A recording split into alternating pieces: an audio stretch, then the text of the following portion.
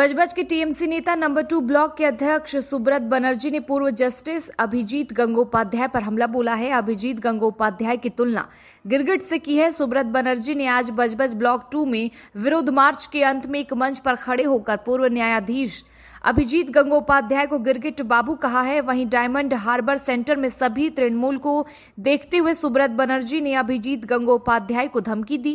उन्होंने कहा कि अगर वह एक पिता के बेटे हैं तो डायमंड हार्बर के किसी भी पंचायत में खड़े होंगे और जीतेंगे, लेकिन मैं समझूंगा कि अभिजीत गंगोपाध्याय हैं। একটা মিডিয়াতে দেখছিলাম হাইকোর্টের বিচারপতি গিরগিটে বাবু গায়ের রং বদলায়।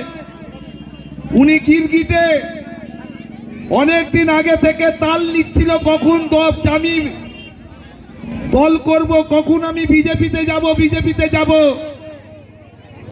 তাই গিরগিটে বাবু আজকে দল বদলু। চিফ জাস্টিস হয়েছে কি করে জানি না, সেই চিফ জাস্টিস বলছে যেখানে শুভেন্দু অধিকারী বলছে যে হ্যাঁ আমার স্টিম অপারেশনের টাকা আমি নিয়েছি, স্বীকার করছি, এটা ছাড়া আমার কোনো বদনাম নেই। আর সেই গিরগিটে অভিজিৎ গাঙ্গুলি বলছেন যে ধোঁয়া মুড়ে টাকা দেখা গেছে নাকি। উনি বলেছেন ডায়মন্ড হারবার লোকসভা কেন্দ্রের উনি যারা বিদ্যুৎ যারা অভিষেক বন্দ্যোপাধ্যায়ের কাণ্ডারি যারা রয়েছে তাদের দেখে ছাড়বে। আমি ভূষণ ব্যানার্জি দায়িত্ব নিয়ে বলছি অভিজিৎ গাঙ্গুলিকে, যদি তুমি এক বাপের বেটা হও, সাতগাছিয়া বিধানসভায় বজবজ 2 নম্বর ব্লকে ডায়মন্ড হারবার লোকসভায় যে কোনো একটা পঞ্চায়েত বুথে দাঁড়িয়ে জিতে দেখাও, জানবো তুমি বাপের বেটা।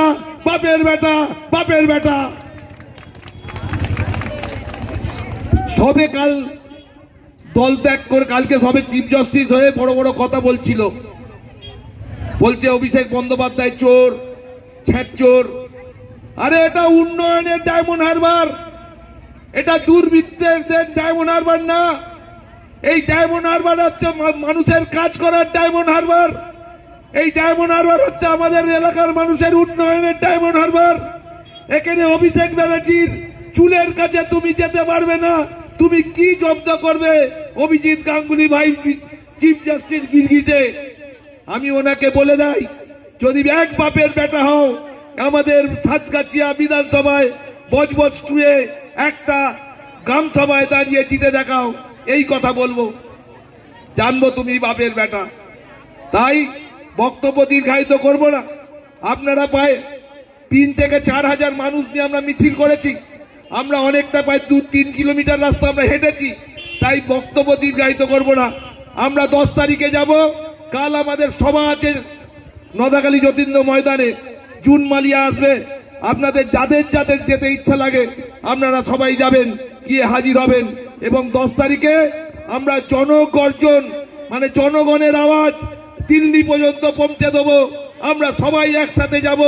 এলাকার যারা সভাপতি আছেন তাদের সঙ্গে আলোচনা করে গাড়ি কিভাবে যাবে না যাবে সব আপনাদের অঞ্চল সভাপতিরা যারা নেতৃত্ব আছে তারা ঠিক করবেন। এই কথা বলে সবাইকে 10 তারিখে যাবার আমন্ত্রণ জানিয়ে আমি আমার বক্তব্য শেষ করলাম। জয় হিন্দ, বন্দে মাতারাম, তৃণমূল কংগ্রেস জিন্দাবাদ, মমতা বন্দ্যোপাধ্যায় জিন্দাবাদ।